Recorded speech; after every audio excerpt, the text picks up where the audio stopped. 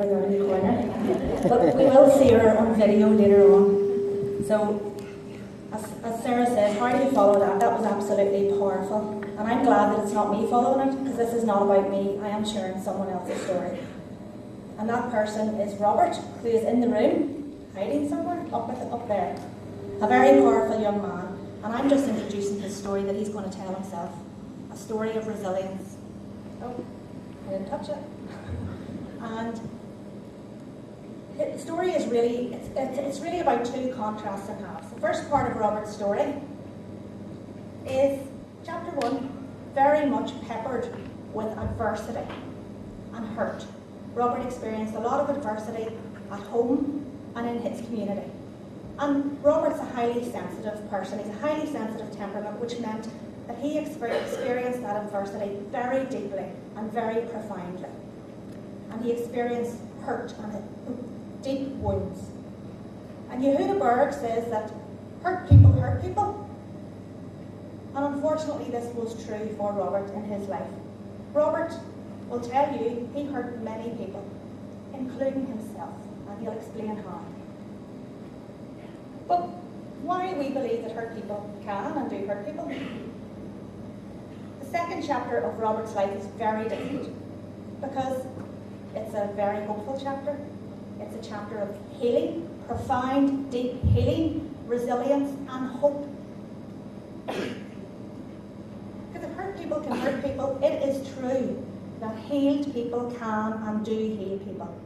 And I'm sure there are many of us in this room that would identify with that. And Robert can certainly identify with that, because the sensitive temperament that made him very susceptible to his adversity also is a quality that allowed him to experience his healing in a very deep, profound way.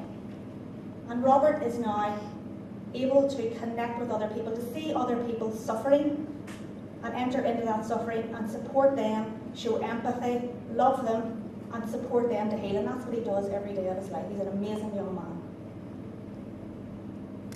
And I suppose the question is, what was it that helped Robert to heal?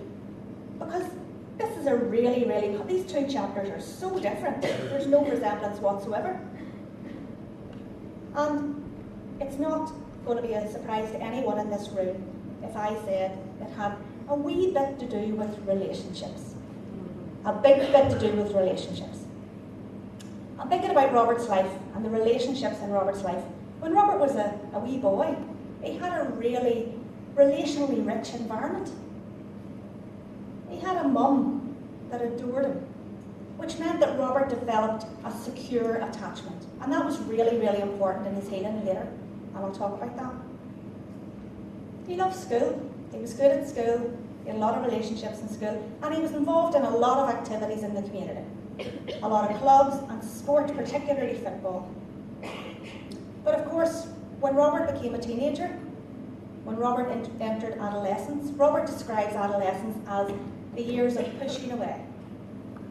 And the first person he pushed away was his mum. Because he was a teenager, that's what teenagers do, it's part of adolescence. And he pushed his mum away and he moved towards his peers. That's where he got his relationships and his connections.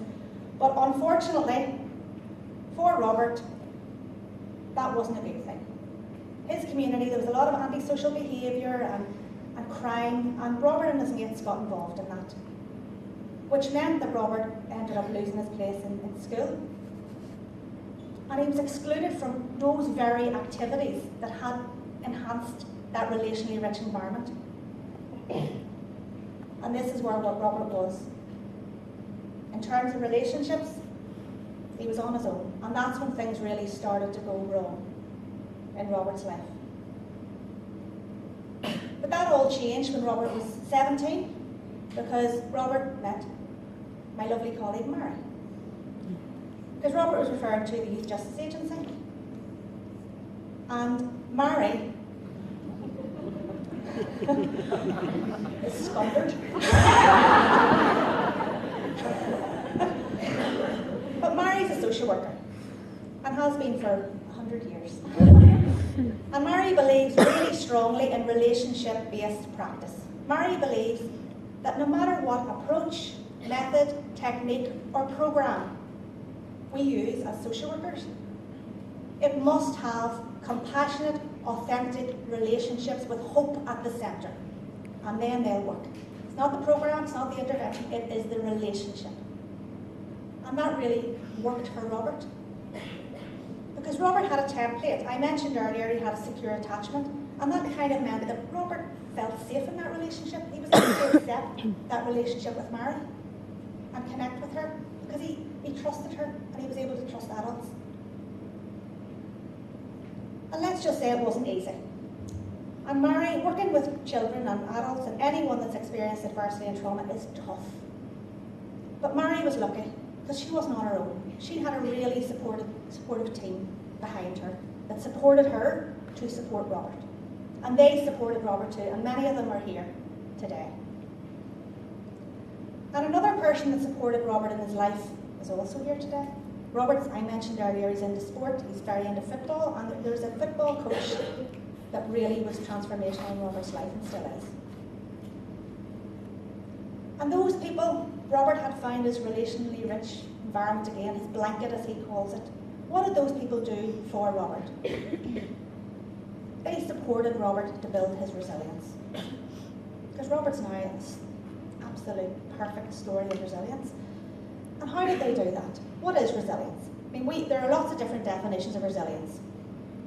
We believe that resilience is the ability to identify and to use personal qualities, skills, and external resources to thrive physically, emotionally, and socially in the face of adversity. Now, at that stage in Robert's life, he didn't see that he had any qualities, any skills, and any resources. He thought he was a thief, scum, because that's what everybody told him every day of his life. And what those people did was, they could see the authentic, beautiful young man that he is, and all the qualities and skills that he possessed. And they held them up, and shone a light on them, and showed them to him, and had them in his face constantly until he was able to accept them for himself, and use them to survive and thrive in the face of continuing adversity. One of the questions that I'm sure everyone in this room asks themselves, we all know relationships build resilience. How come? What is it about these relationships that's so special? And it's a question Mary and I ask ourselves all the time. We talk a lot to people about relationship-based practice, and we were asked to go and talk to student social workers. And of course, me being me, I had to come up with a slide, and Mary came up with the idea, and we did this slide together, and it's really complicated. So on the left is supposed to represent service user, as we would say in social work, and on the right, that face is the people that we serve, the people that we support. And the left is the issues that people bring to that relationship. And what we were talking about is the environment that we have to create. No matter what field we work in, no matter where we are, we need to provide care. Compassionate, authentic relationships embedded in hope. And what does that environment look like? I don't have time to go into it today, but all those things.